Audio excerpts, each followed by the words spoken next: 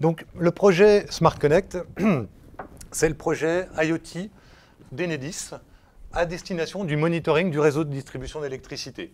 Et donc, Smart Connect est un projet hébergé chez AWS et c'est un projet qui utilise principalement des services IaaS d'AWS. Donc, IaaS, c'est Infrastructure as a Service. Ça veut dire qu'on va utiliser des services comme les VPC, donc Virtual Private Cloud, qui sont les réseaux virtualisés. Donc, on va créer à la main nos instances, on va créer à la main nos load balancers, gérer nos DNS, etc., etc. Pourquoi ce choix, historiquement?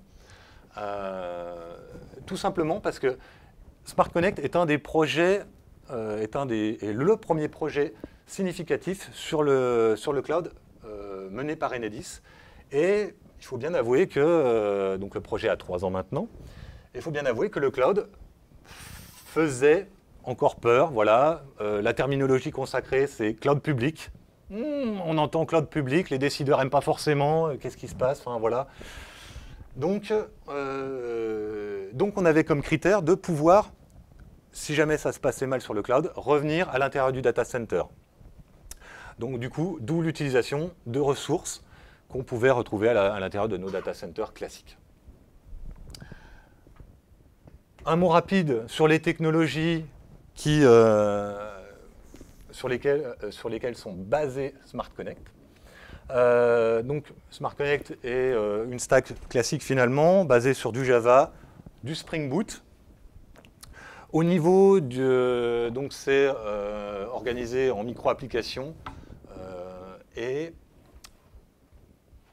du coup, le moyen de communication entre ces différentes briques applicatives, c'est du Kafka. On a un stockage relationnel sur du PostgreSQL, stockage événementiel recherche dans Elasticsearch. Nos applications Spring Boot sont packagées dans du Docker, déployées sur Kubernetes, et on utilise Traefik comme proxy de microservices. Donc voilà, donc toutes ces technologies sont compatibles avec le cloud et sont open source, ce qui est un critère important pour nous. On va parler de sécurité, qui effectivement est la priorité numéro 1 du projet. Encore une fois, parce que Smart Connect, pionnier de l'utilisation du cloud au sein d'Enedis, et il y a beaucoup de doutes sur l'utilisation du cloud. Est-ce que c'est sécurisé, est-ce que ça l'est pas? Enfin bref, voilà. Il faut beaucoup montrer patte blanche auprès de diverses personnes pour justifier que c'est pas parce qu'on est sur du cloud, en plus du code qu'on appelle public, qu'on fait n'importe quoi. À l'inverse, c'est probablement même grâce au cloud qu'on est beaucoup plus sécurisé que certains projets qu'on peut avoir de manière classique. Pourquoi? Tout simplement parce que AWS met l'accent là-dessus. Évidemment, les clients d'AWS, les prospects, ceux qui s'intéressent au cloud, qui n'ont pas encore franchi le pas, c'est la première question qui se pose. Et AWS est bien au courant. C'est pour ça qu'ils mettent l'accent sur la sécurité. Ils rassurent sur ce qu'ils mettent en œuvre au quotidien, au niveau des différents services.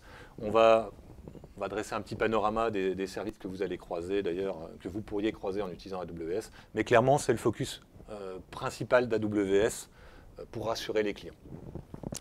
La sécurité sur Smart Connect passe par l'industrialisation, donc ça, on en a parlé, effectivement. Mais aussi l'intégration possible avec donc l'intégration on-premise. Donc Samuel l'a évoqué tout à l'heure en parlant du lien Direct Connect, donc qui nous permet en fait de raccorder une partie du One Enedis aux différents VPC AWS sur lesquels tourne Smart Connect. Donc je vais vous présenter quelques services qu'on n'utilise pas encore, mais qu'on trouve assez bien pour les évaluer. Le premier, c'est vraiment le plus intéressant. Il fait partie de la vague service intelligence artificielle qu'a mis en place AWS.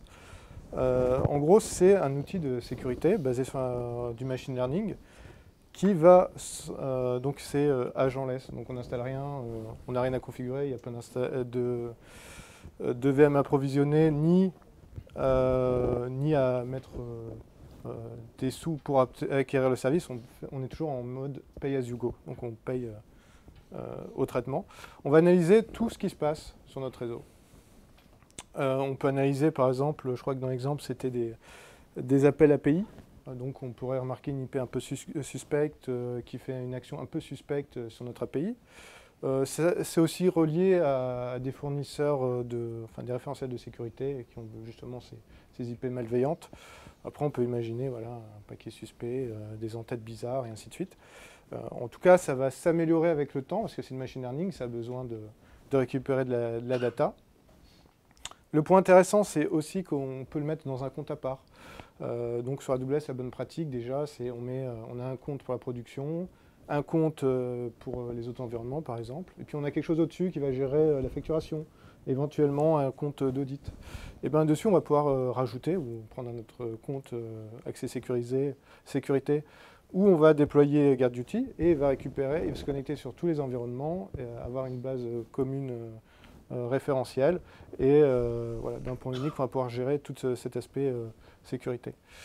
Donc voilà, on a différentes phases pour l'analyse. Et après, on arrive, comme je l'ai dit tout à l'heure, sur de l'événement. On a de l'événement un peu partout.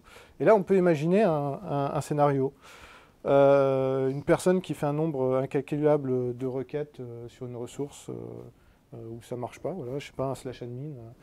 GuardDuty nous fait un event. Il nous donne bien sûr l'IP malveillante. Et nous, derrière, on va créer avec toujours ce fameux service serverless lambda, un script qui va créer une nouvelle règle dans WAF. Donc voilà, c'est bloqué en direct, c'est du WAF automatisé. On a mais ici c'est le même principe, mais au niveau de la base de données. On va pouvoir voir des actions de corruption, d'effacement ou d'intégration de données malveillantes. C'est aussi basé sur du machine learning, mais vraiment au niveau de la base de données. Et on a rajouté Shield, donc là, ce n'est pas de l'intelligence artificielle, c'est un service qui permet de se protéger des attaques DDoS. Donc quand on est un grand nombre comme Enedis, on peut s'attendre à ce type d'attaque. Donc Shield, voilà, on peut le mettre par exemple si on a un CDN en façade. Et si on a il faut bien utiliser le mode avancé, hein, si on veut un vrai blocage DDoS. Ce qu'il va faire, c'est qu'instantanément, on va l'appliquer, il va absorber le trafic malveillant. Donc il va avoir un système d'éponge, un serveur éponge et ainsi de suite. Et bien sûr, comme ça, ça évite d'avoir de la facturation sur les requêtes qui arrivent. Voilà, on arrive au bilan. On a 3 grandes bulles pour 3 services qui sont en réalité tout à fait reliés ensemble. Le DevOps, le monitoring et la sécurité. On a fait un petit focus un peu plus important niveau sécurité, notamment sur le service WAF et les services inspecteurs qui ne sont pas forcément hyper connus et qui font partie des services dédiés à la sécurité. Bien que la sécurité est présente partout chez AWS, c'est toujours bien d'avoir des outils spécialisés. On a du chiffrement, on a vu, on chiffre tout, ce qui est en transit, ce qui est au repos. On chiffre tout, les bases de données, les disques durs. Et on a vu aussi l'utilisation constante des MFA, des policies très fines, la restriction d'IP pour les librairies malveillantes. Et puis au niveau du monitoring, c'est les logs, l'outil centralisé Splunk qu'on utilise le mieux possible. Et puis du côté DevOps, donc l'orientation DevOps, ce qu'on appelle l'environnement one-click. Voilà, on lance un job, on a l'infrastructure as a code, Ansible, on a notre environnement, c'est formidable.